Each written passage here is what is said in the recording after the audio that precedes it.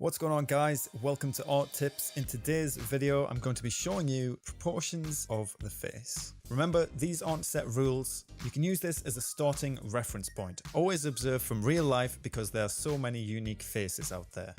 Start with a circle and divide it into quarters. And if we say that half of this circle is x, the full circle is a distance of 2 x's. This line is the hairline.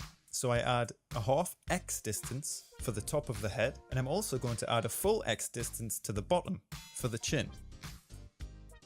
This is the brow line, and this is the nose line. You can draw in the brows at the brow line and the ears, which go from the brow line to the nose line. The eyes are halfway down the head, or a third way between the brow and the nose. The head is about 5 eyes wide, with the eyes being situated 1 eye apart. The nose comes down from the brow line to the nose line, the nostrils lining up with the tear ducts of the eyes. The mouth is a third way between the nose line and the bottom of the chin. The ends of the mouth line up with the center of the eyes. So there we have the basic proportions of an adult face. Leave a comment and let me know what you think. Remember to follow me at Saultoons for weekly art videos. Thanks for watching.